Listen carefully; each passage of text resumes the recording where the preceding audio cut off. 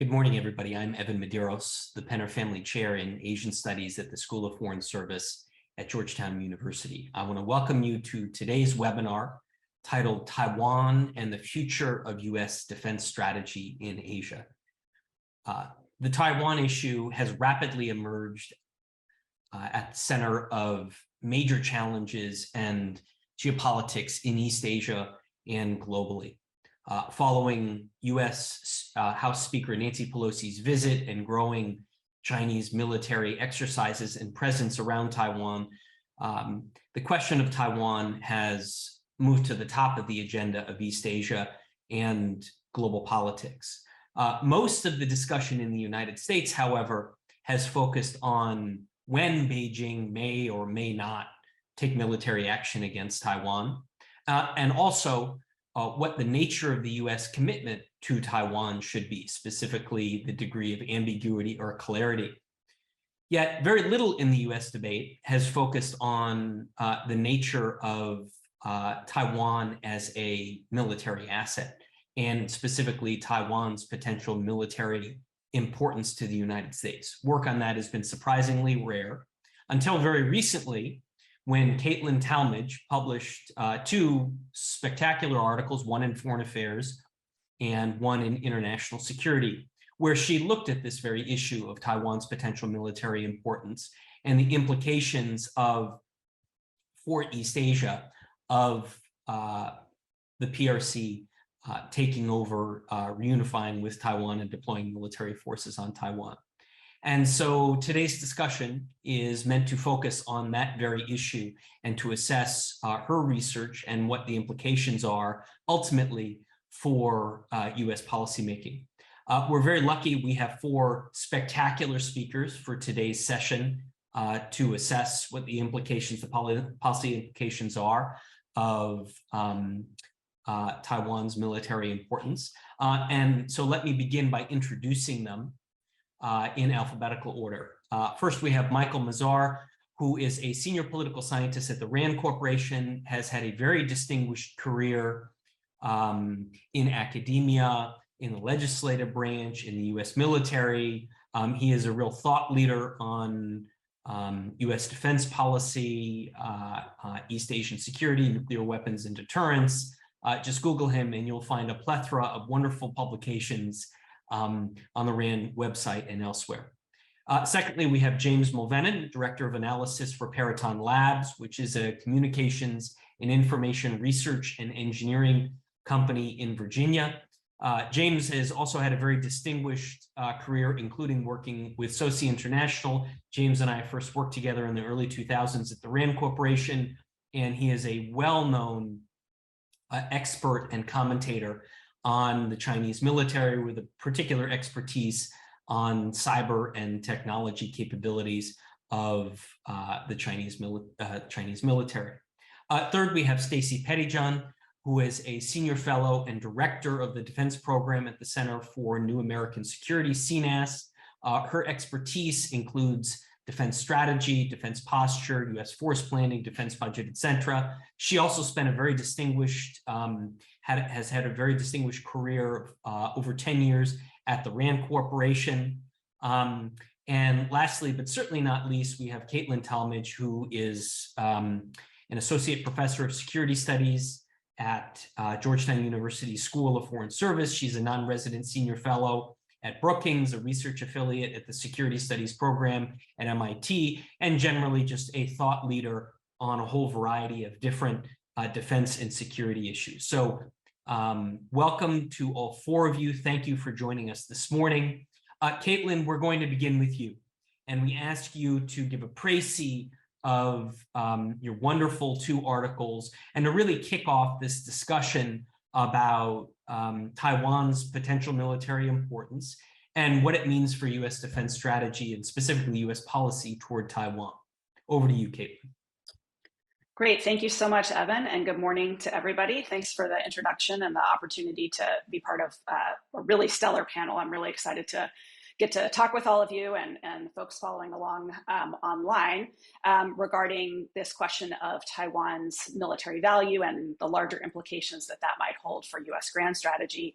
and U.S. policy. As Evan mentioned, this discussion springs from some recent research that I conducted with a co-author, Dr. Brendan Rittenhouse-Green, who's a fellow academic, looking at this question that we thought was relatively understudied, which is what would be the military consequences if China actually gained control of the island of Taiwan? Most of the discussion around Taiwan policy and U.S. policy in Asia in general, as Evan mentioned, is about Taiwan's political importance or about Chinese nationalist rather than strategic motives for reunification, or the implications of U.S. Taiwan policy for broader alliance credibility. And those are all important issues. But the question of Taiwan's military value is important too, because it has implications, for example, for those who might suggest that the United States come to a grand bargain with China over Taiwan. If Taiwan has military value, then that affects whether the United States could actually enforce the bargain after it was struck. There are kind of long-standing intuitions among others that Taiwan actually has military value. If you think about MacArthur's famous statement that Taiwan is an unsinkable aircraft carrier and submarine tender, and if you think about Taiwan's geostrategic placement at the center of the first island chain, astride the exits of that island chain that take you from China's inner seas to the Philippine Sea, there's reason to think that intuitively the island might have some value, but that question hasn't really been systematically addressed. And so Dr. Green and I, in our study, really tried to get at that question of how would Chinese control of Taiwan affect the future U.S.-China military balance? And specifically, how would it potentially affect China's ability to conduct military missions relevant to U.S.-China competition and conflict, if it were to happen, post-reunification? And we should clarify that this is a distinct question from how the reunification process itself might affect the military balance, because depending on how that went, that also could have independent military consequences. But we were really just interested in what does it mean if China controls this real estate and can station military assets on Taiwan? And specifically, we looked at the question of China being able to deploy submarines in Taiwan's eastern deepwater ports, and also Taiwan's ability to deploy surveillance assets, ocean surveillance assets on the island. What does it mean if China is able to do that, which they're not able to do in the status quo? And the bottom line up front that we come to in this study is that Chinese control of Taiwan actually would have significant military consequences, because it would enable China to improve its undersea warfare capabilities from the deployment of those submarines, and its ocean surveillance capabilities, meaning its ability to track U.S. surface ships operating in the Philippine Sea, which together would strengthen China's overall ability to combat U.S. surface forces in the Philippine Sea. And we come to that conclusion essentially holding constant, so to speak, in kind of social science language, China's existing levels of military technology and force structure. We just say, what if China could take the capabilities that it currently has or is close to having and deploy them on the island? Would that produce a delta in the military balance? We think that it would. And we also loosen that assumption a little bit and ask, okay, what about the longer term? What if China controls the island and it also makes some other important leaps in military technology and force structure? For instance, what if China actually gains the ability to develop and deploy a large fleet of truly quiet nuclear submarines? What does that mean? You know, quiet nuclear attack submarines, quiet nuclear ballistic missile submarines. What if they can be based on Taiwan? And we again find that there's significant implications there for China's ability to threaten the ceilings of communication, the SLOCs, particularly those that go to U.S. Asian allies, and that it would also have implications for the strength of China's sea-based nuclear deterrent, and enable China to use that leg of its triad more effectively than it is likely to otherwise be able to do if China's ballistic missile submarines have to be based inside the first island chain.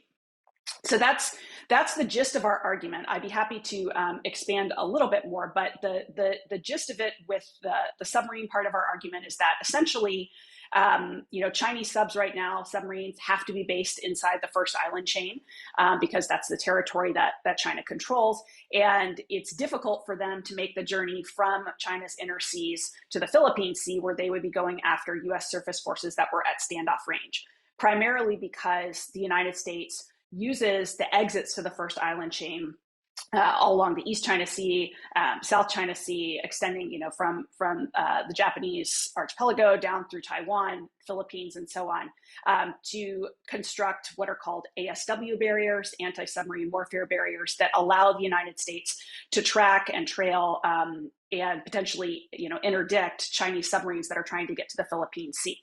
In a world where China can instead base its submarines in Taiwan's eastern ports, it essentially jumps those barriers that are currently imposed by geography.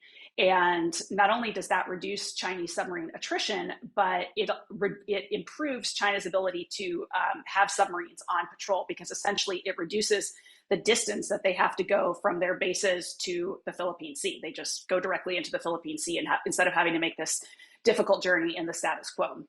And so that would improve China's denial capability in the Philippine Sea versus U.S. surface forces. And in the long term, as I said, if Chinese submarines get significantly more quiet, that would also improve China's sea-based nuclear deterrent and its ability to threaten the SLOCs. So the bottom line is the status quo is a world where Chinese submarines are trapped inside the first island chain. Controlling Taiwan changes that. Controlling Taiwan also would improve China's ocean surveillance capabilities, as I mentioned, which is the second big area that we look at, primarily because it would enable China to deploy passive acoustic sensors in the deep waters off the eastern coast of Taiwan, where the continental shelf drops off very rapidly from the shallow waters of the inner seas to the much, much deeper waters of the Philippine Sea. And using those hydrophones, which can operate over thousands of miles on using what's called the deep sound channel, very deep in the ocean, China would have the ability to listen for U.S. surface ships. And that's important. It's a technique that we know works from the Cold War, and it's important because it gives China targeting information that it can then use to cue its satellites to go after those surface forces. And this, we argue, fills a really important link in the Chinese kill chain compared to other sensors China has for finding and continuously monitoring the presence of U.S. surface ships at those long distances in the Philippine Sea. And I'd be happy to talk about some of those other sensors and their limitations. But we make the argument that these hydrophones that could be deployed off Taiwan are an especially survivable and useful tool for China to actually be able to do things like target the longer range anti-ship ballistic missiles that we hear so much about. Those missiles aren't very useful if you don't know where to find them if you don't know where to find U.S. ships across tens and tens of thousands of kilometers of ocean. And so again, the bottom line here is that the U.S. ability to control the surface of the Philippine Sea would be much more contested in a world where China can deploy these ocean surveillance assets off Taiwan. So that's the big picture. I'll just wrap up briefly by highlighting what I think a couple of the implications of the analysis are, and I'm very much looking forward to hearing others' thoughts on this as well. But I want to emphasize that the argument that we're making is an argument about the military value of the island. And U.S. policy toward Taiwan is not just a military question, it's a political question. So the determination of what policy you might want to adopt and what grand strategy you might want to adopt is going to be a function of other variables besides the ones that we look at. It's not just a military question. And yet we think the military value of the island should be an input into that consideration, because the military value of the island, we think, points to underappreciated costs that are associated with any U.S. grand strategic option that it might pursue with respect to the island. So, for example, if the United States decides to keep the commitment to Taiwan, that's all well and good, but I think our analysis demonstrates that it's going to require pretty intense and costly military competition with China to do that, because our analysis points to why China also has very strong military motives to want to control the island, or at least rationally it should. By contrast, there are some who argue that the United States should end the commitment to Taiwan while keeping other alliances in the region. And I think our analysis shows why that's a particularly costly strategy too, because in a world where China controls Taiwan, that significantly raises the military costs to the United States of defending those other allies. And it would require a series of other operational and diplomatic and posture adjustments in order to make those commitments to remaining allies credible in a world where China had the military advantages of controlling the island. And finally, I'll just say for those who advocate getting out of the region entirely, the military value of Taiwan points to why even that approach may be very difficult and doesn't eliminate the potential for a major power war over Taiwan. Why? Well, if it's true that Taiwan actually is militarily valuable, including for a future Chinese campaign, for instance, in the Philippine Sea against abandoned U.S. allies like Japan, then it's quite possible that if China attacked Taiwan and the U.S. weren't there to defend, that Japan itself might seek to preserve Taiwan's independence because it has interest also in China not controlling Taiwan. And so that in and of itself is the makings of a major power war that could nevertheless draw the United States back in. So this is a problem that is hard, I think, for the United States to simply wash its hands of, and the military value of the island points to why that is. So I'll stop there, and I look forward to the discussion. Well, great, Caitlin, wonderful. That was comprehensive. It was articulate. Perfect way to start the discussion. Let's see, I forgot to mention to the audience, we're going to talk for about an hour, and then we're going to open it up for Q&A. Please submit your questions using the Q&A function on screen, and then I will moderate a Q&A. I also forgot to say in the opening that today's conversation is co-sponsored by Georgetown's Initiative for U.S. China Dialogue on Global Issues, and of course the Asian Studies program, the School of Foreign Service. So we want to thank both Tom Banchoff at the U.S. China Dialogue and Yuki Tajima at Asian Studies for their support. So Caitlin, before we go to the others, a couple questions for you. Number one, your argument sounds like it's all about these hydrophones, right? And it's all about subs and it's all about hydrophones. Am I getting the argument correctly that if, that ultimately is what really matters? And number two, when you talk about the policy implications, it seemed like you shied away from the most obvious one, which is if the United States allows China to reunify with Taiwan, the military balance in East Asia will be fundamentally changed. Ergo, the U.S. should not allow China to reunify with Taiwan. And as I'm sure you and others know, current U.S. policy is peaceful resolution, right? Which allows for the possibility of resolution in the future if it is peaceful.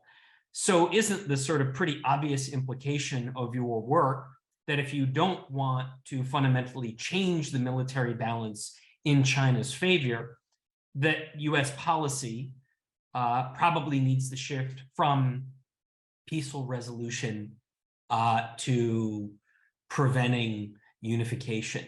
So it just seems like that's a very natural implication of what you're saying. So two questions for you.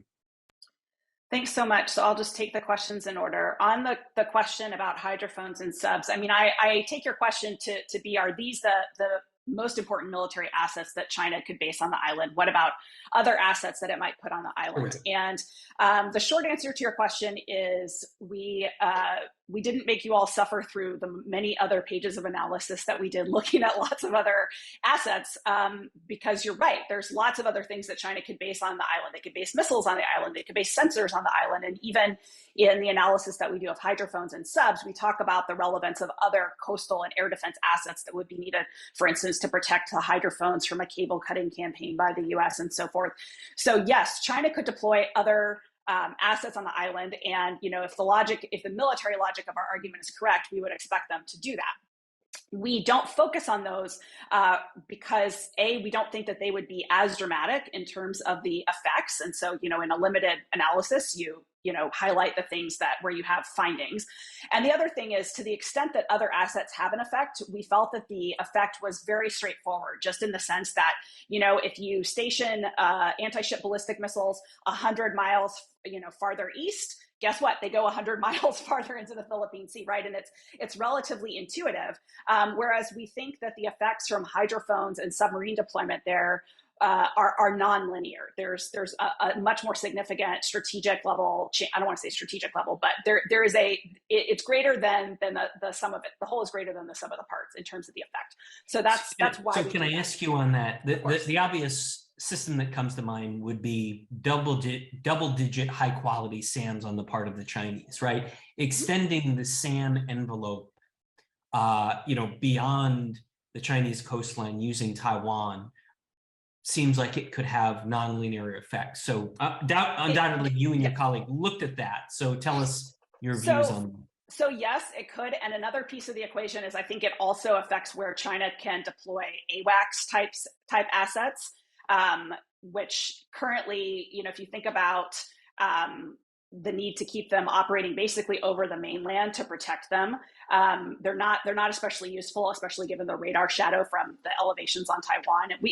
we have kind of an air analysis piece that's on the cutting room floor. But you're right, like that's another set of changes that could occur. I don't think that they would necessarily be that dramatic, but yeah, it would further extend the range of those assets. And so that's another set of things that they could do and almost certainly would do. Not only because of the independent strategic effects that it could have on, an air campaign or whatnot, but also because it would need to be integrated with the defense of the assets we are talking about for deploying on the island. Like you would want to protect your hydrophone networks, you would want to protect your submarine bases and so forth. So that's the answer to question number one. Question number two, what I will say is I think we're careful not to extend a military analysis into lots of prescriptions that depend on a whole bunch of other political assumptions and preferences. I think absolutely you're right. You can look at this analysis and say, this shows why the United States should do everything in its power to maintain control of the island, up to and including revising its longstanding policy on peaceful reunification. And I think that there's people peaceful resolution. Peaceful resolution. Yes, yeah. yes. It's I don't mean to be pedantic, but that's an not important difference. No, yes, it is. It is. China, I'm sorry, I misspoke. Yes. China's policy sort of is. Yes. No, I'm. Thank you. Yes, it's still a little early. I'm still caffeinating, but yes. So, I think there's some people who say this is a reason to double down on Taiwan. I think there are other people who look at it and say, no, doing that is still more likely to provoke the crisis that it's trying to prevent. We have other ways to try to prevent Taiwan from falling into Chinese hands, even within the bounds of current policy, like encouraging Taiwan to do some of the things it needs to do to defend itself and make itself a more difficult target for China to attack. And I think also, there are some who've looked at this research and have, a very different set of grand strategic priors and say this research just shows why over the long term, China is going to be very motivated to take the island, and the game is not worth the candle for the U.S. and the region as a whole. And sure. People may disagree with that, but we've had that reaction. Sure, I appreciate that.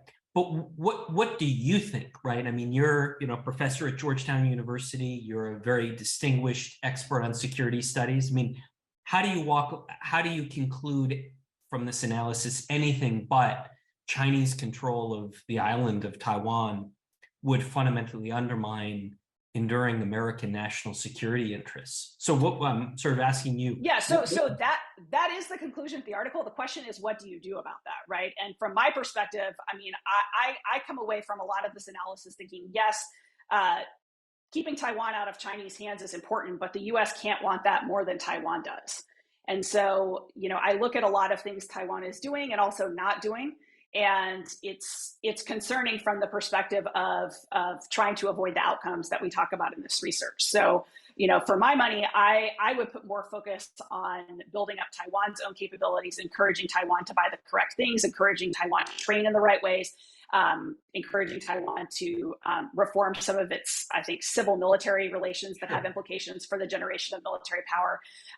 I'd be a lot more interested in making a more dramatic policy move of the type you're describing if I were more comfortable with the status of the defense preparations of the country on whose behalf we were doing this.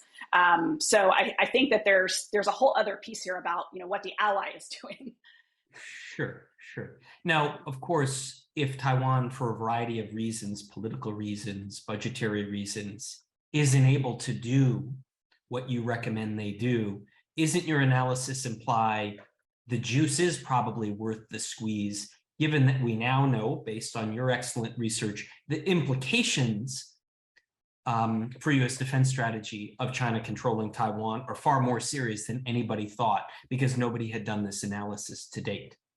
Sure, but the problem is how do you get there from here? I mean, you can think that the island is important and you want to keep it out of Chinese hands, but if you don't have a partner to do the things that are necessary to run that sort of campaign, the findings that we present here don't automatically mean we all get what we want. So, I mean, I think it points to the imperative of them doing those things, but it also points to why the U.S. attaching more military value to the island's status doesn't automatically result in us keeping the island out of out of China's hands. Like Taiwan still gets a vote in this, and that's an area of concern for me, and it makes me uncomfortable with reading the article as just saying, well, this implies unconditional support for Taiwan. We need to double down, get rid of any strategic ambiguity.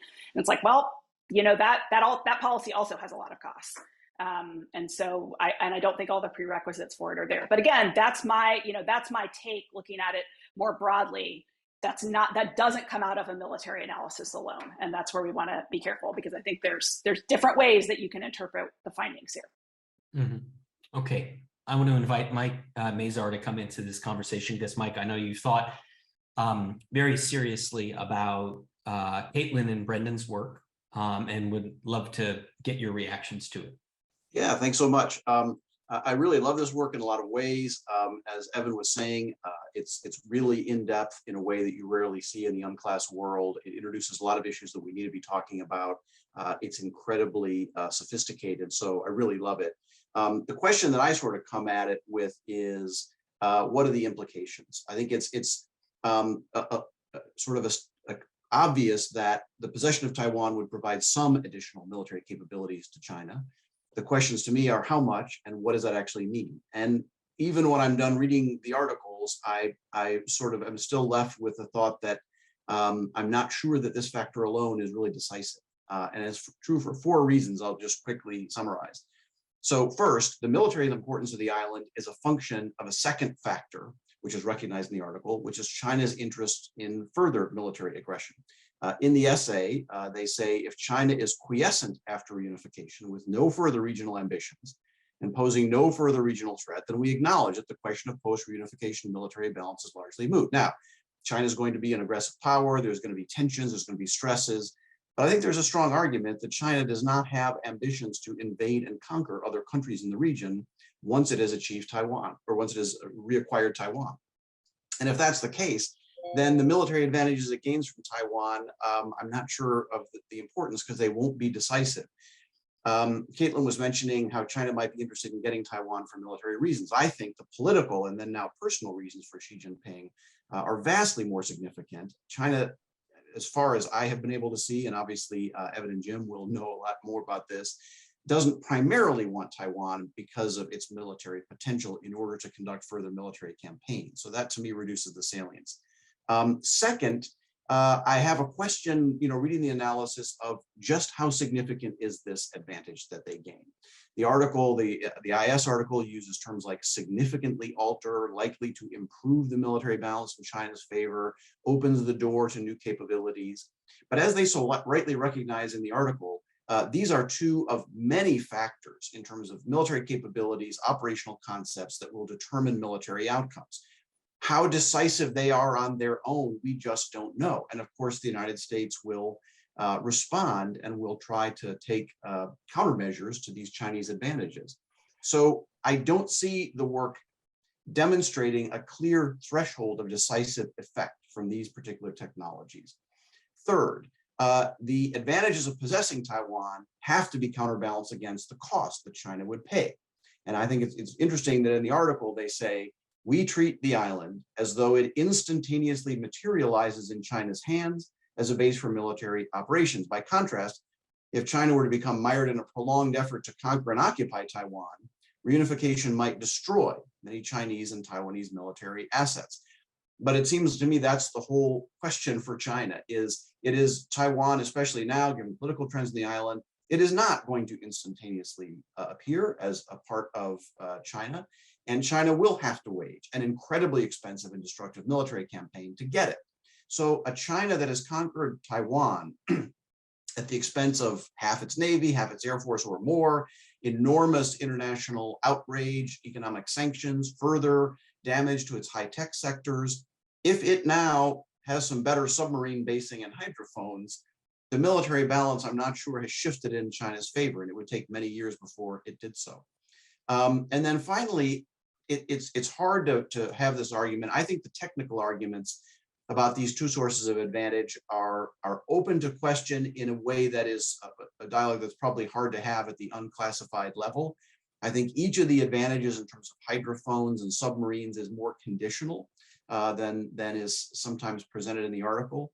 Again, they say it's meaningless to speak of one single military balance because there are so many factors that play on this.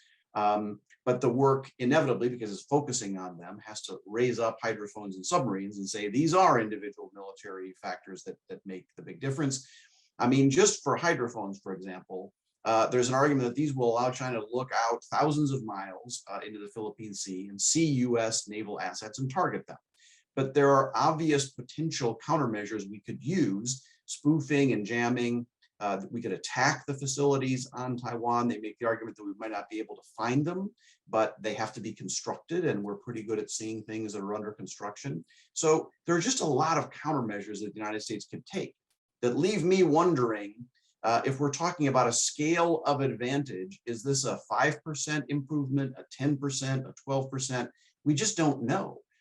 Which, along with the other factors, leaves me wondering what the real strategic significance of this. And I'll just conclude by saying that I feel like at the end, a number of the bigger findings and sort of larger claims at the end of the IS article seem to me to be sort of separate strategic judgments that are not grounded in the technical analysis. So, for example, diplomatically, it would become much more arduous for the United States to reassure its allies during peacetime. Maybe, maybe not. It depends on how the United States responds. If we increase our posture in the region, if we undertake alliances with new countries, if US allies knit together in new ways. As with Ukraine, we may come out of it feeling more safe than when we started. The article argues that a number of US allies and partners would demand strong and renewed demonstrations of US commitment. They probably would. But again, if I'm weighing the strategic implications of this, and as Evan was saying, if one of the implications is we should defend Taiwan because it's militarily useful to China, I'm not making the argument right now we shouldn't defend Taiwan, but I'm just saying if you're weighing increases in US regional posture to reassure allies against fighting a major war against a nuclear power, I'd much rather pay the cost of reassuring allies if that will achieve the goal. And there's a number of other sort of arguments about, upsetting the regional equilibrium and so on, that I just think that the analysis doesn't quite, demonstrate enough military effect to prove. And then finally, toward the end, they say, what could happen is East Asia could come to resemble late Cold War Europe. When I read that line, I just don't see why that's such a bad thing. We got to that point after declining to fight for a number of pieces of territory, Hungary, Czechoslovakia, that the Soviet Union found essential. We avoided war, arrived at a mature deterrent relationship, and set the context for the inherent advantages of US society to prevail in the competition. So to me, that's kind of a stable deterrent outcome that I don't think is necessarily a terrible future. So just to conclude, my main reaction to this is it's a superb piece of analysis. I just am not sure how much it is demonstrated in terms of the degree of additional Chinese advantage that they get. And I'm not sure that some additional advantage because of the possession of Taiwan, particularly if it's after a war, how much that really, what kind of strategic implications that has for the United States. I just don't see that it changes our judgment about what to do with Taiwan really at all. Thanks, Mike. It's a wonderful, very thoughtful response. Mike, let me ask you very briefly. So from your perspective, what are the implications for U.S. policy? In other words, are you sort of suggesting, hey, the U.S. should not rush to move from strategic ambiguity to clarity, and the U.S. shouldn't rush toward thinking about publicly or privately shifting to a U.S. posture of permanent separation? Is that sort of where you're? So what I'm basically saying is, as Caitlin was sort of saying, I'm kind of agreeing with her in a sense that those judgments can and should be made without being decisively influenced by the question of whatever military advantage Taiwan would grant. I mean, we have a larger strategic question to answer. And I think the geopolitical implications are significant, but I don't think they're a function primarily of the military advantage. I think they're primarily a function of perceptions of U.S. willingness to fight and China's ambitions. Really? I mean, think about it. I mean, this work is saying that China would gain enormous military advantages from successfully reunifying and deploying the PLA on Taiwan. I mean, you've been in U.S. defense policy dialogues. You advised the chairman of the Joint Chiefs of Staff. Do you really think that that kind of conclusion, if the U.S. military came to that conclusion, that it wouldn't play a very substantial role in how the U.S. thinks about its policy toward Taiwan? Well, the key word in that question is enormous military advantage. And that's part of what I'm taking issue with. 50%, I'll put a number on it. Well, but I think that's the key thing is, so if I'm a military planner, I'd say, all right, they're going to have hydrophones. What do we do about it? Let's start talking about how we attack them in time of war. Let's start talking about how we use cyber to disrupt, as the article says, if the overall sort of network of targeting and communication collapses, then the hydrophones are pointless. Well, we can go after that with offensive cyber. Can we do decoys? Can we build things that generate acoustic signatures that are pretty identical to large US combatants and put 50 of them around different places so the hydrophones can't tell them where we are? So if I can come up with a list of countermeasures, then I say it's not a whole lot of a military advantage at all. And even then, if it is, then I say operationally, how do I fight this war in a way that takes that into account? But just to me, that relative improvement in their capability is not adequately defined and is able to be counteracted in ways that, to me, that is not a decisive consideration. I see. In what so your critique would be that Caitlin's analysis doesn't fully appreciate the limits that the PLA will face after reunification and deployment on the island, and doesn't appreciate the number of capabilities like countermeasures that the U.S. can bring to bear to minimize the advantages that she talks about. Is that a... Well, so in a way, I think, in fact, she does appreciate it. I mean, they very clearly recognize this, and they sort of talk about, what these countermeasures might be. So to me, what it adds up to is, at the end of the day, we're left with a picture where we can't actually really quantify or define how much of a military advantage it is, because there's going to be an interaction of so many. They say it beautifully in the article at one point that, these kinds of military outcomes are a function of many interacting variables, operational, technological, and that mosaic is so complex, and where it ends up, if I were asked to, to give a senior leader, input on that, I'd say we just can't say for sure how much military advantage they're going to get. So if you want to say we ought to defend Taiwan because if we don't, the perception generally will be that the United States won't defend the region, that could be a potential argument. But if you want to say we should defend Taiwan because if China gets it, there'll be an unstoppable military force, I'd say I don't see it. So final question for you, and then I want to get Stacy into the conversation. Okay, so hard to quantify what the relative military advantage for the PLA is for deploying its capabilities on Taiwan. What about the diplomatic geopolitical fallout, right? You know U.S. alliance politics in the region really well. Japan, Korea, Australia, Thailand, and the Philippines. So putting aside the military question, reunification occurs, the PLA is deployed. How dramatic is this, is the impact of this going to be on alliance politics, and especially if you're Japan, right? I mean, your ability to suddenly, America's ability to defend the Ryukyus, and I'm thinking in particular Okinawa, seems to be much more challenging. So where do you come down on this? So I would say, yeah, two things about that. One is, you know, a lot, I think, depends on exactly how that plays out. If China achieves some sort of paralytic attack that demonstrates incredible U.S. deficiencies, that would be one thing. If it's a 2-year campaign that you know, eviscerates the Chinese military, but somehow they end up in possession of the island, I think it would be something different.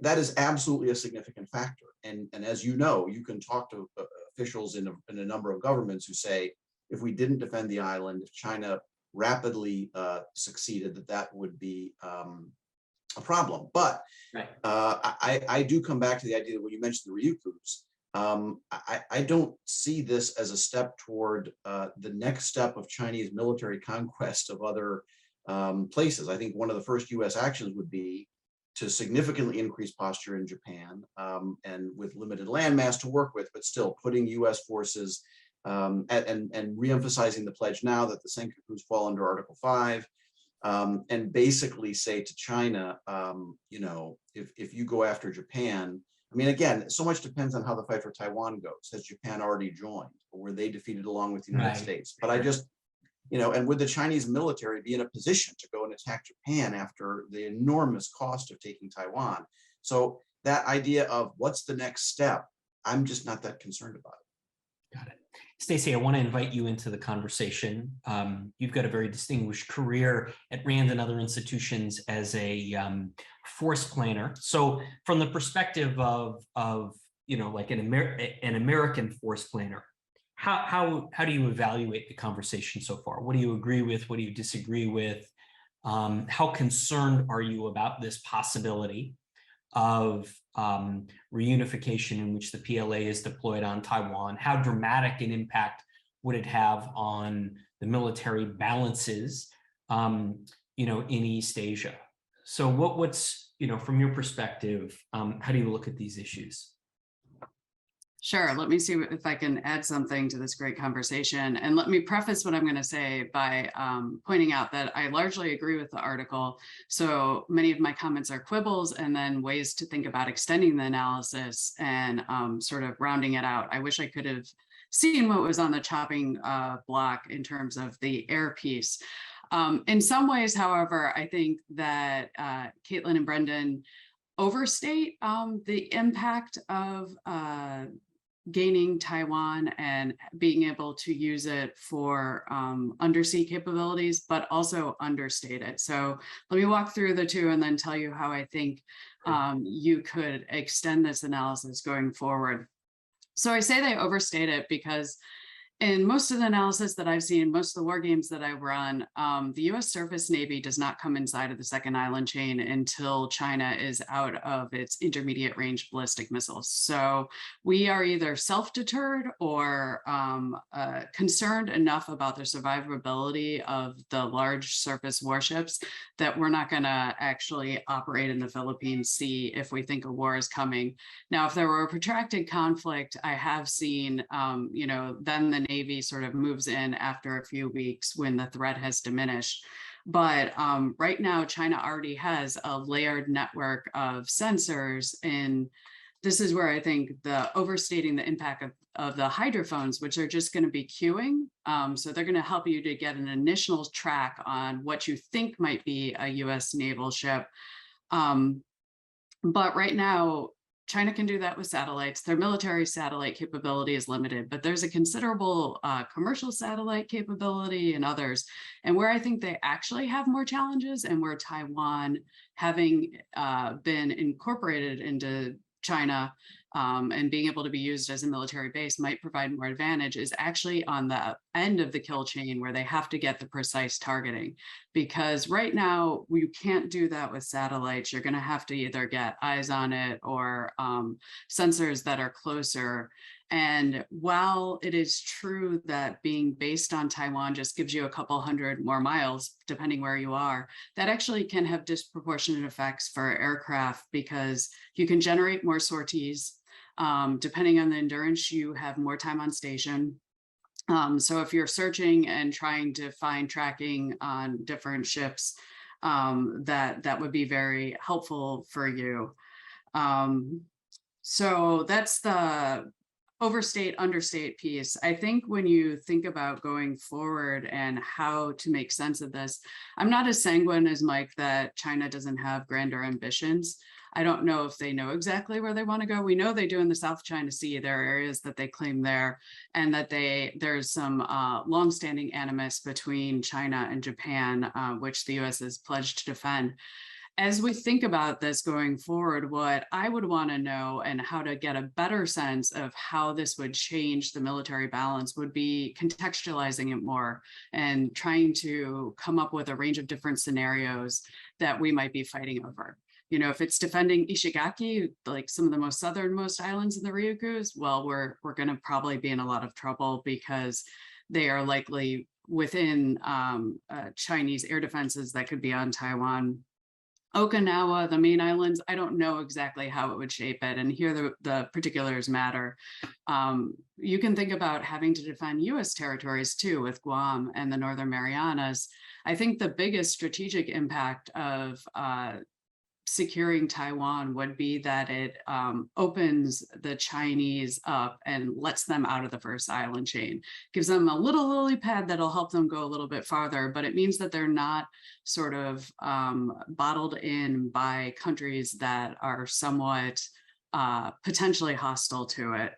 And then for the South China Sea, I was trying and doing some range calculations to see if it had that much impact. You're still pretty far there. But it does give them some access south, though their coastline provides them with that too. It's still fairly distant. So going forward, I would try to actually flesh out some of the ways that unification occurred, how much, come up with some ideal types, how much power does China have left? How much is it expended? And then think about the potential flashpoints and see how this could play out. Great, thanks, Stacy. That adds a lot to the conversation. Given the time and the fact that I want to make sure we have Q&A, I want to invite James Mulvenon into the conversation as our resident PLA expert. James, I would say that there's basically two issues on the table for you, if you could start out with. Number one, PLA intentions, right? How questionable is it that if China gained control of Taiwan, that they would somehow be restrained or not restrained in terms of their ambitions for East Asia? So how do you think about that question? And secondly is the capabilities issue. First, you've studied the PLA longer than most. You've looked at many dimensions of the PLA, including the space, the cyber dimensions, as well as the classic, issues of subs and air defense. So do you think Caitlin and Brendan's analysis is correct to focus on hydrophones and subs and ASW? Are there other issues that maybe they left on the cutting room floor that you think could have an equally significant effect on changing the military balances in East Asia? And then I can't resist, but from your perspective, what are the implications for US policy? Well, Evan, first of all, thank you for having me here today. I naturally have a soft spot in my heart for Georgetown University. The Jesuits were the ones who introduced me to St. Augustine. So, I've also been a longtime admirer of Professor Talmadge's work. And so I'm happy to comment on it. In terms of PLA intentions, there is a small but important set of Chinese military internal writings that address the issue of the value of Taiwan in a post-reunification scenario. And they're very much along the lines of what Professor Talmadge and her co-author said. On one level, it's a linear increase, which is, putting S-400 batteries on the east coast of Taiwan obviously makes a big difference in terms of the lethality, just again, the density of that lethality area inside the second island chain. That's not to say that that area isn't already a highly lethal environment for U.S. military forces to operate, which is why Stacy's absolutely correct. Most of the current thinking is, the so-called retrograde or jailbreak back to the second island chain, and this is why we have this focus on acquiring long-range munitions to be able to interdict things within the base. And so overall, the Chinese have already done a fantastic job of making us cautious about operating within the second island chain. They have a substantial satellite overhead capability combined with the radars, combined with airborne, combined with long-range cruise missiles. I mean, it's an unpleasant place to be.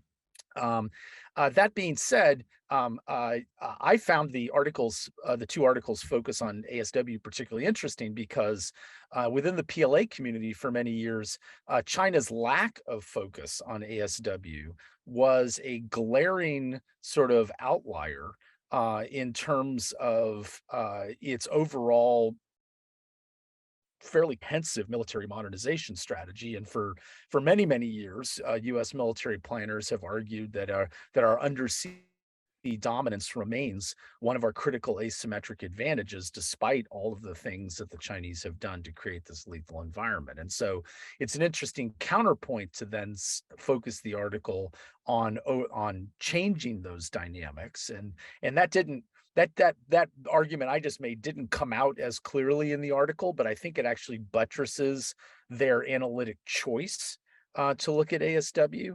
But then that being said, I agree with Mike in the sense that it gives you theoretical advantages that you might not have had, but then you have to ask yourself, to what end? To what end does it help them, add this more iota of ability to or to interdict U.S. military activity within the second island chain? So, overall, I think it's a really valuable piece of analysis that we don't talk about enough. I actually was surprised by one thing, was that in terms of lack of attention to the issue, this is frankly how I interpreted Eli Ratner's comment about Taiwan being a strategic node, and the controversy surrounding that comment was entirely because he, for the first time as a U.S. official, was advancing an argument that Taiwan did have strategic and military value. And so I think it actually would buttress Professor Talmadge's argument to actually cite that as an example of how the debate is shifting. And James, policy implications of this? As a longtime China watcher, and you know Taiwan well, you and I have traveled to Taiwan before. Mm-hmm. Where does a conclusion like this, whether the advantage for the PLA is enormous or significant or really important, what are the policy implications of this for you? Well, the thing is that those visits to Taiwan, of course, were tales of woe and sorrow, in the sense that, as Mike pointed out, and as Caitlin herself pointed out in her response to the first round of questions from you, was it's all well and good to talk about the military value, or to deter China gaining military value from Taiwan. But the Taiwans themselves have a lot of work to do in order to even facilitate a scenario where we can actually carry out a policy along those lines. And you and I, on our RAND trips, unfortunately, were given real insight into how far they have to go, and it can't simply be a scenario where, as many war games I've fought in, tell the Taiwans to stand down because we don't want their equipment in our space complicating our battle space management, we tell them to stand down while we're fighting over the top of them. That really is politically not a sustainable strategy even within the United States and the U.S. public opinion. So Right. now in my hierarchy of why we should care about the continued resiliency of Taiwan, its military value to China is still lower in the value hierarchy than, again, commitments to allies, as she argues in the article. I would make a normative case, a la Ukraine, which says that actually it is important for us to defend the agency of 23 million people on Taiwan and their vibrant, if somewhat tumultuous democracy. And so it's for me, the policy implication is that this is a part of a larger stack. That's a very, very useful framework. So let me ask the question this way. So there's a stack of reasons why the US should care about Taiwan. You talked about credibility, right? You talked about the normative reasons. So let's just assume those exist, which they do.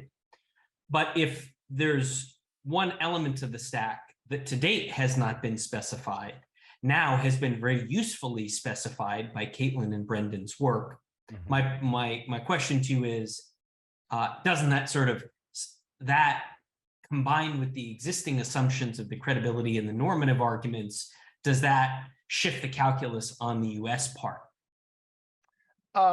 It does. Well, it does for me, incrementally, not in a way where I feel like it was an inflection point that tipped me from one to the other.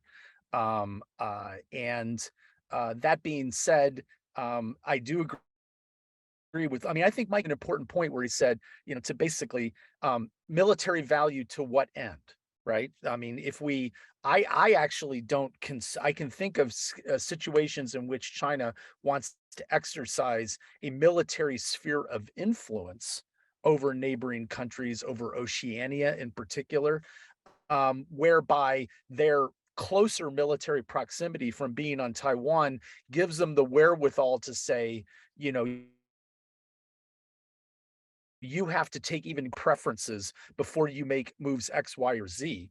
But that's different than saying that they have an expansionist agenda for Lebensraum and that they're going to be conquering other countries, and that this is a island hopping campaign whereby they take Taiwan and then they move on to other areas. I don't have any evidence to suggest that after reunification with Taiwan that they have those larger ambitions. But my main concern is that as their spheres of influence across dimensions of national power continue to expand, that this would be a key stepping stone to solidify regional hegemony in at least the western half of Asia, and that this would add to it, but not be a decisive factor in permitting it. Got it. Caitlin, I want to give you a chance to react. There's been a lot that's been said. Obviously, you can't respond to all of it, but sort of pick and choose what resonated with you. And then I've got a whole list of really interesting questions from the audience, and please keep them coming, and we'll sort of go to them. So any reactions you want to share, Caitlin? Sure thing. First of all, I just want to say thank you to you, Evan, and to all of the panelists for an incredibly thoughtful set of remarks. This is just really useful for me as someone who's also thinking about these issues and thinking about future work. I really appreciate hearing all the different perspectives. There's a lot of good suggestions, and I think that the discussion has demonstrated probably better than we were able to in the article itself, how these findings are an input to other choices that you might want to make depending on what your priors are about grand strategy and the hierarchy of other priorities in the region. One thing I would just go back to is some of Mike's comments about the assumptions behind the analysis, because I think that feeds into some of the discussion we're having. And what I mean by that is we try in the piece to be clear about the conditions under which the effect that we're describing would occur and would be relatively larger. And as Mike pointed out, it would be larger in a world in which reunification occurs at a relatively quickly and easily for China. And we make that assumption not because we think it's likely, but because it's an analytic assumption to help us isolate what the effect of controlling the real estate is. But as Mike points out, that's actually another variable. And like a number of the assumptions in the article that point to variables that matter, those are also variables that we can affect with US policy, right? So we can actually affect how easy or difficult it would be for China to take control of the island intact, which, as Mike pointed out, then has significant implications for whether they're actually able to realize these military advantages if and when they control the island. And so that also feeds into the discussion about what Taiwan itself could be doing to complicate that problem for China and potentially to contribute to general deterrence. And so I guess I would just say that I think his effort to kind of pick apart what those assumptions are is very useful, because it actually points to other policy responses that the United States could have to try to narrow what the potential effect of them controlling the island would be on the military balance. And so I think his way of setting that, I mean, we set those assumptions carefully, partly for that reason, but I think his explication, shows how that can be useful in this larger discussion about, okay, well, let's say that there is this effect. What are we going to do about it? Are we going to make grand changes in policy, or are there actually other things we might want to do at the diplomatic level, operational level, military level, that could modulate or narrow what the effect of this finding is? And so I will just pause there, because I know we want to get to Q&A, but I really want to express my appreciation for these incredibly thoughtful comments from all the panelists. Thank you. Well, thanks, Caitlin. It was a wonderful set of responses, and my thanks to all of you for a very engaging discussion. So we've got a whole variety of different questions in the queue. I'm going to start with sort of the narrow one, since we're sort of on a military technical wicket. First, there's a question here. I think it's probably best for Caitlin, but welcome anybody's input. If China were to reunify with Taiwan and deploy its military on the island, how would that impact China's military calculus toward the South China Sea? Did you look at that at all? If you didn't, sort of what's your instinct? So I think Stacy is basically right on this. This was another of her many comments that I was like in violent agreement with, or just learning a lot from. But we, and I think everyone here also knows a lot about this question, so I don't want to over dominate here. But my sense, just from the geography, we did kind of play with this and look at, would this matter more for South China Sea, and it seemed less important just because of the distances involved. But someone could analyze that in more depth. Our sense was that it had more relevance for the Philippine Sea, though. I don't know if Stacy or others want to chime in on that.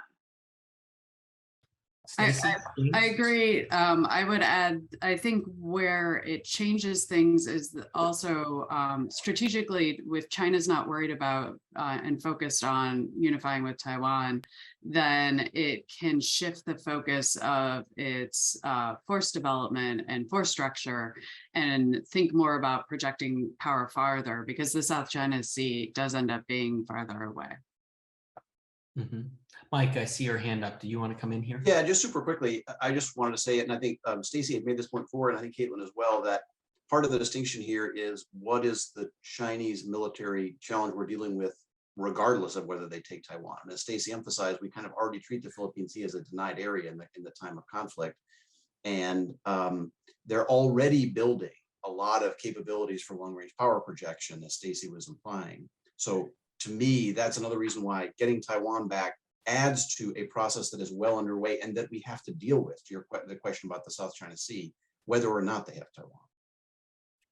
James, I'm going to bring you into this because I've heard you talk at conferences before about, I believe the term you used was lethality ring or lethality envelope, that you believe extends almost 2,000 kilometers out from the mainland. So first of all, am I characterizing your views on this correctly? And secondly, to pick up on Mike and Stacy's point, basically, are we sort of already there?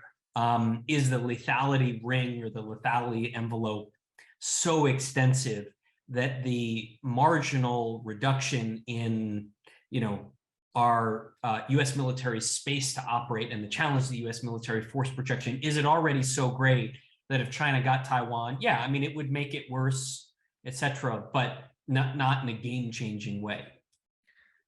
Yes, I mean, look, we're very, the U.S. military is very concerned about the lethality of that area. That's why all of our service branches are focused on expeditionary operations where we get the hell out of Dodge and out of fixed facilities. That's Yeah, so why. just tell the audience, what exactly are you, just walk people through what exactly you're Right. talking about. So the Chinese over the last 20 years have constructed a military modernization architecture that is specifically designed to make it extremely dangerous for U.S. military equipment and personnel to operate within the Second Island chain. And that ranges from large inventories of medium and intermediate range ballistic missiles to long-range cruise missiles, to the C5 ISRT surveillance infrastructure that is a very dense mesh that then provides the targeting and update infrastructure for those weapons to be very lethal. And it's well beyond the well-known concerns about DF-21 Delta and the carrier killer missile and things like that. So that being said, and as a result, if you look at what the U.S. military has been talking about 10 years, it is entirely a focus on getting away from our fixed bases, moving to an expeditionary posture, operating from places like Tinian and Palau and northern Luzon in a way on short notice, because we know that we can't operate from Yokota and Yokosuka and Kadena and all the places that we normally, even Fortress Guam, because of the DF-26 missile, is now highly vulnerable. So what used to be bastion or sanction for us is now not. And so in that environment, I think that Caitlin's analysis and her co-author's analysis, it's an incremental change.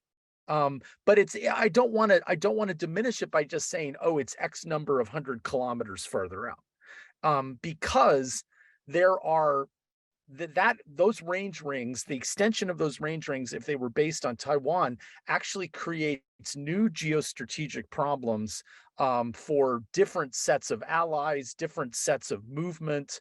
It changes the Senkaku's Diaoyutai situation. Not that China couldn't exert a lot of power projection, but the sheer proximity of northern Taiwan to the southern Ryukyus is a fundamental change. And I do think, as part of this larger discussion about the expansion of what was a sphere of influence largely defined by China's expansion of maritime trade, transforming into a regional hegemony architecture that has a strong military component that is omnipresent. So I do think that that's an important change. And so I think this is a supplement to that, but it isn't a catastrophic inflection point that sort of as a game changer and it puts China on a different trajectory. It just is an augmentation of an already dangerous trajectory. Mike, would you agree with that? Yeah, very much so. And I mean, to me, that just kind of raises the larger question of we have separate political judgments to make about whether the United States should forcibly get in the way of China taking Taiwan. This question, I think, is a secondary one to the larger geostrategic and political questions, because just as Jim has sketched out, I see it as an incremental improvement that they would gain, but not uniquely enough to be a decisive factor in our choice. Mm-hmm. And why is that, Mike? I mean, what exactly is the political strategic decision that is separate from the military one, given the stakes that we're talking about today are pretty substantial? No, that's true. I mean, I think that, I mean, first of all, I think, as we've been talking about, there are a lot of reasons why, compared to the status quo, China's military capabilities, military ability to threaten U.S. posture in the region after getting Taiwan is not a night and day situation. It is a, so we are already dealing with the credibility problems. The military question is almost sort of baked into the bigger one, which is, I don't know that Japan, after China got Taiwan, would be as afraid of hydrophones as the simple fact that this indicates that China is militarily aggressive at a level that we hadn't maybe been certain they would be. And B, if they won, it showed that they could beat the United States. Though, you know, the fight for Taiwan militarily is vastly more important in terms of the signals it sends than the military capabilities that exist on Taiwan after the fight for Taiwan. So that's why I see this argument as being sort of like a secondary issue. I see. Evan, just one quick point. I don't want this to get lost in our sort of contextualizing of the importance of the argument that Professor Talmadge is making. I want to make a meta comment, which is I believe that she and her co-author have set a new bar for the sophistication and detail of the kinds of analysis of the Taiwan issue. Too many of the articles that I read in Foreign Affairs and other places are grand strategy oriented, articles that are trying to develop new neologisms and things like that, but pretty light on actual detailed analysis of the sort that's in this article. So I want to applaud that. And I think they have really sort of, raised the bar because I'm expecting future analysis to bring the same level of detail. Now, that's not to say that we aren't going to have fertile debate afterwards, but it isn't sort of a very amorphous, armchair strategist view of the Taiwan situation. It's really much more concrete. So I think that shouldn't get lost in our constructive criticism of Sure. Yeah, no, thank you, James. Caitlin, I see your hand raised. I just wanted to jump in, kind of building off of James's comments, and Stacy brought up this point earlier as well, that China's already trying to do lots of things to contest the zone of the Philippine Sea that we're talking about in this article. And I agree that they are. We talk in the article about some reasons that we think many of those measures may not ultimately work. We have ways to engage in countermeasures, doing things like going after their over the horizon radar, doing things like IMCON control to avoid their SIGINT satellites and so forth. My point not being we're right or wrong about those, but that there's a countermeasure battle going on. China's doing some things, we're doing some things back. As we try to say in the article, them controlling Taiwan is another way for them to try to deny that space. And to go back to Mike's point, there are countermeasures that we could take there too, right? And so, part of what we hope this discussion kind of facilitates, or this research can facilitate in the discussion, is, an assessment of what does that countermeasure battle ultimately look like? What are the costs that you might need to pay or want to pay to prevent China from having this method of denying that zone? And so I just want to highlight that, because I think I think all of us are kind of talking about that same set of calculations. People may come out on them differently than we do, but I think that's what the debate is about for assessing the military value, and the panel has highlighted it. That's a great point. Stacy, let me bring you in on that. So how do you see sort of the countermeasure, sort of debate evolving in this context? And let me just add to this, and I raised this because you and I were both in a simulation recently on this. The whole undersea discussion today hasn't even talked about unmanned undersea vehicles. So let's say this scenario that Caitlin looks at comes about in 5 or 10 years. Is there a possibility that the undersea environment is just very, very, very different in this countermeasure dynamic that Caitlin very articulately talked about? Yeah, I think it is exactly right, and important not to look at this statically and to recognize that each side is going to be responding to each other. As was pointed out earlier, like the U.S. has a decisive advantage undersea right now, and China would have to make significant strides to really quiet its submarines for them to pose a significant threat, I think, to U.S. forces the way presented. The other thing to keep in mind is Japan has a really capable Navy too, and a very good diesel electric submarines that are also very quiet.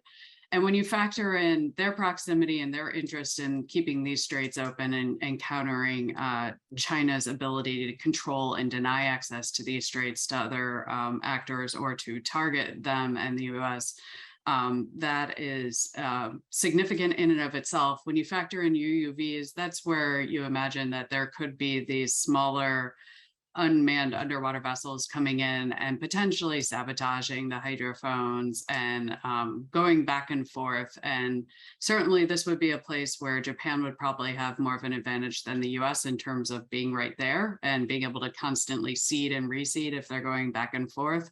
But I think that there's going to be a broader competition that happens. And in many ways, if China were to control Taiwan, it loses one of the most significant advantages that it had in terms of fighting for a location that is so proximate to it, that is so difficult for the United States and other countries to challenge them, that now they're facing the same challenges that the US and other countries have, though not as much in terms of having to actually operate farther away. And they still have a long way to go, not just quieting their submarines. They don't have a lot of air refueling or air refuelable aircraft.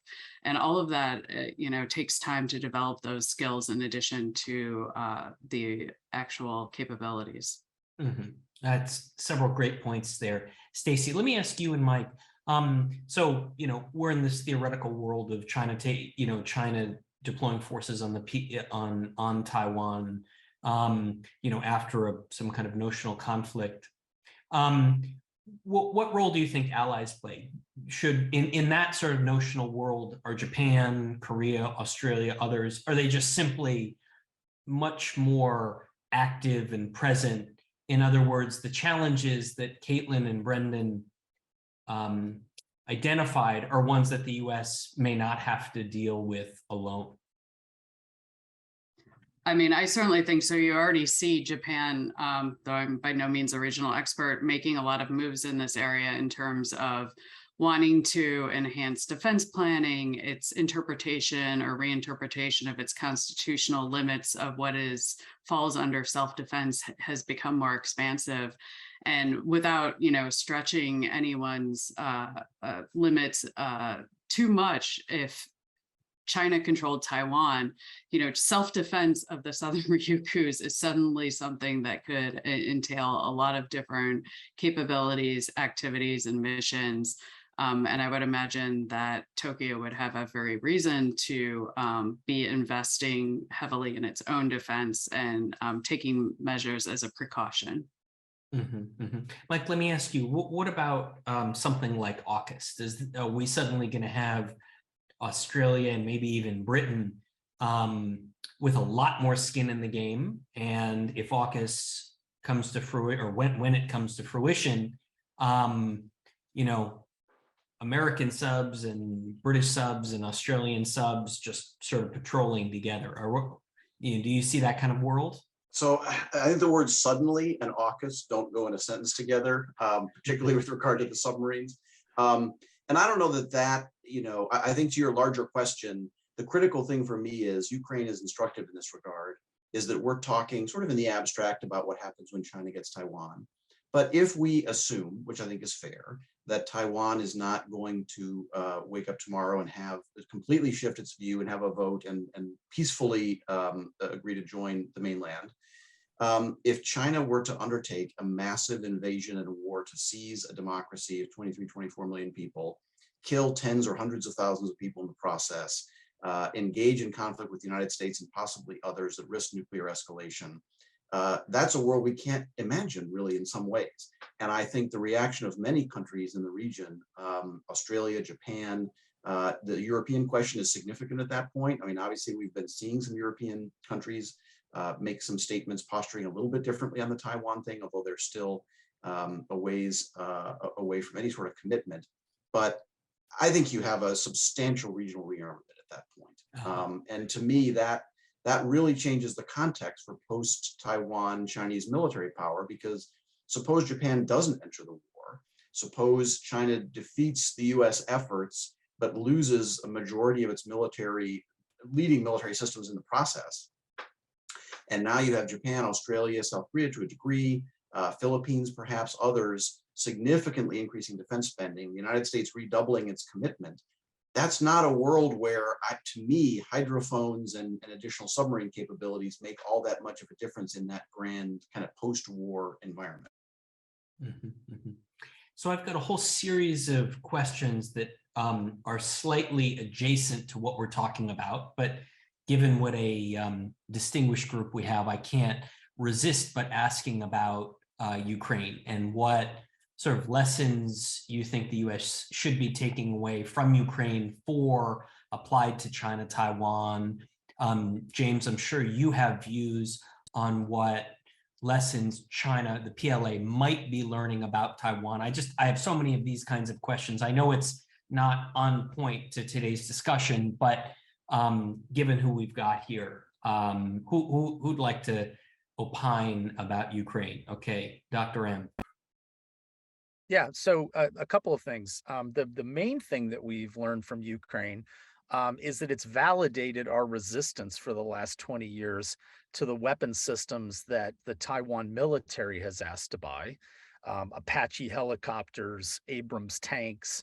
I often told Taiwanese interlocutors, I said, if you need Apaches and Abrams, you've already lost the war because it means you're fighting on your own beach, okay?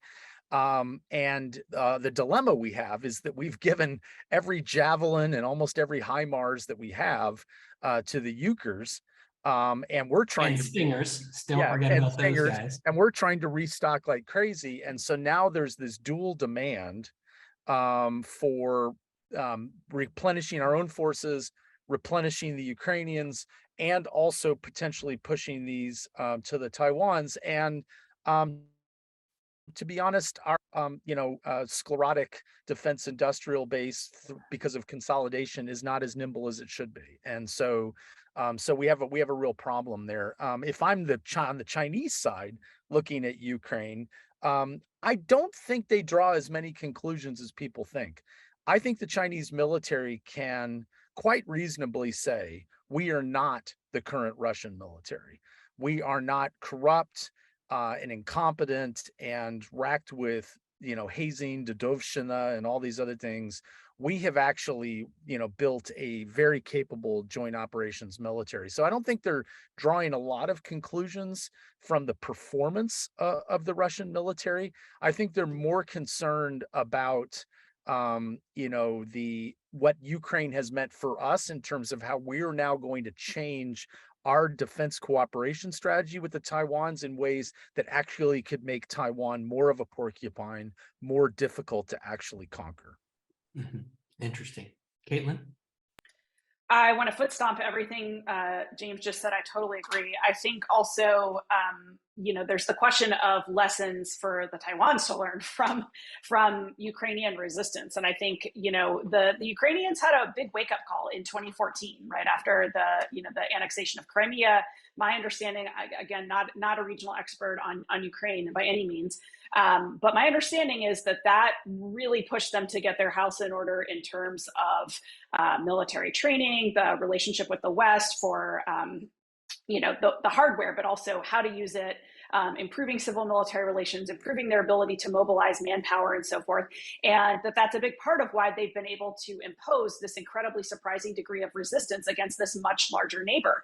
And I think exactly as James was saying, there's a lesson there for Taiwan, but it's not just a lesson about what the U.S. should be doing. And I totally agree with everything he said about, what we should sell them and munitions and all of that. But there's also lessons there about what Taiwan itself needs to do. I mean, is Taiwan ready to mobilize? Does Taiwan have a civilian population that has, yes, those are rhetorical questions, James, right? They're not ready to do a lot of these things. And geostrategically, I think they're in a worse position than Ukraine because they're much smaller. They have much less strategic depth. And it's going to be much harder to resupply them in the time of war because of water. And so, I think we can take lessons, but the Taiwans need to be taking lessons too. Great. Question maybe for James. We have a question about Taiwan's semiconductor industry. How we haven't really talked about that. So China takes over Taiwan, deploys PLA forces. What does that mean for the semiconductor industry globally? Well, I mean, the thing is that, if you're an analytic Marxist, then you believe in the so-called silicon shield argument, which is to say that Taiwan's status as the world's most advanced semiconductor manufacturer is a form of protection for Taiwan from the mainland. I don't actually agree with that argument. Yes, semiconductor fabs are very delicate and don't react well to submunitions. I agree with that. But China's industrial planning ambitions go well beyond maintaining this kind of a supply chain relationship. Their long-term ambition is that on the mainland, they have the world's most advanced semiconductor manufacturing base. And so I think that people put a little bit too much stock in that argument. China has made it very clear at the most senior levels that they know they are going to experience extreme economic ruin from the possible reunification with Taiwan, but that it is nonetheless worth it, and the population will eat bitterness and experience struggle. And so I just think that I would just question the sort of Marxist basis for the argument that the economic factors of production are going to prevent them from trying to reunify Taiwan through force. So James, let me ask you one further wrinkle in that Marxist argument. So China blows up a bunch of semiconductor fabs in Taiwan, deploys the PLA on Taiwan. For a modern military that needs chips, does China face, does the PLA and the PLA's ability to continue to be a modern military that, is engaged in this sophisticated expansion of its efforts throughout East Asia? Will it face fundamental technical constraints if it blows up half of the global semiconductor production capability on Taiwan and just tries to rely on itself? Well, I would argue they're already facing that situation because of the Commerce Department's decisions from last month. Those decisions related to AI chips and the foreign direct product rule work on U.S. content in foreign semiconductor tooling is probably the most significant economic move that the United States has ever made towards China. Forget the tariffs, because this is a precision strike on an area of extreme weakness and dependency on the Chinese side. And I think they're already feeling the sort of backlash from that. I expect some very significant retaliation. Yeah, what do you expect China to do, James? Well, right? If it's a precision strike on a unique vulnerability. Right. Well, then the way you respond is you horizontally escalate by figuring out areas in which you have an asymmetric sort of control over things that are extremely painful. An obvious and often mentioned choice is rare earths. There aren't rare earths all around the world. I think that's kind of a misnomer, is that China's the only country who's willing to commit the extreme environmental devastation of actually processing the rare earths. So we have rare earths in the United States. We have them in abundance out west. We just can't build facilities that actually process them without devastating the environment. So, but that would be very significant. And China could make an argument, much as they did with PPE during COVID, that they have their own domestic consumption requirement that prevents them from exporting them. And that would cause a major disruption in the global supply chain. So that's probably the best choice, but there are other choices based on the complexity of the hyper-globalized supply chain that would cause really significant turbulence in the U.S. economy. So we're at time, but I want to sort of bring us back to the core issue and do a sort of quick lightning round and ask each of you, after today's discussion, what do you think the number one implication is for U.S. policy toward Taiwan? And so I'm going to start with Mike Mazar and then go to Caitlin, Stacy, and then James. So Mike, after listening to today's discussion, what do you think the top policy implication for U.S. policy toward Taiwan should be? I think the top policy implications for defense policy, and that is we need to be, as we are, investigating a lot of different kinds of capabilities and technologies that give us the most possible countermeasures and the most possible different options to deal with various potential Chinese advantages in the future to widen our space of choice. Caitlin? To me, the upshot is that the United States needs to continue to make it as costly and difficult as possible for China to conquer or coerce Taiwan. And that includes leaning on Taiwan to do a bunch of things that they need to do with their own defense policies. Stacy. Completely agree with Caitlin on encouraging Taiwan to choose a more effective defense approach, but the U.S. also has to make a lot of investments. And I think from my perspective, my fear is that we're focusing on future tech and not doing the simple things today that we can do to strengthen deterrence now by denial. James. Well, just to follow on Stacy's comment, I think that this analysis in particular should really cause us to redouble our efforts of understanding what the unmanned revolution looks like underwater, to greatly complicate any changes the Chinese might consider in anti-submarine warfare. And I would just encourage analysts out there who want to really do 21st century China analysis to read this article and then ask themselves, what kinds of highly detailed, sophisticated analysis could they bring to the debate? And James, U.S. policy on Taiwan, because you were very good on U.S. defense policy toward the region, but U.S. policy on Taiwan. I'm in the camp that says that, that some of the facile assumptions that, increasing our defense support to Taiwan will automatically lead to global nuclear Armageddon with China are overstated and hyperbolic. The Ukraine example is an example of the Western world recognizing that, that systems do matter. I'm very focused on the fact that 23 million people in Taiwan should have agency.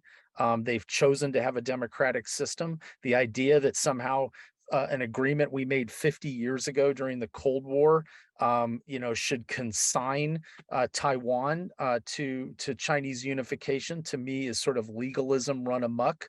The world has changed. And our policy is changing accordingly. And so I'm just not sympathetic to the argument that, because of some secret deal that Kissinger made in the early 70s, that somehow our hands are tied to not pursue U.S. national interest. Mm-hmm. Very smart, very smart. James Mulvenin, Stacy Pettyjohn, Mike Mazar, Caitlin Talmadge, thank you very much. You gave us more time than we asked for. This has been a fantastic conversation. Caitlin, congratulations to you and Brendan for an exceptional piece of research. Raise the bar. Students, undergrads, grads at Georgetown should be very proud to have a professor like Caitlin there. I'm certainly very happy to have such a wonderful colleague. I want to thank all of you for joining us today. And many thanks to all of our watchers and listeners today. We're going to have a few more events from the U.S. China dialogue coming up in the future, including one in late November in which Americans and Chinese talk about American politics. So very, very different set of issues, but nonetheless important in the U.S. China relationship going forward. So many thanks to all of you and wishing everybody a great day and a wonderful weekend. Thank you.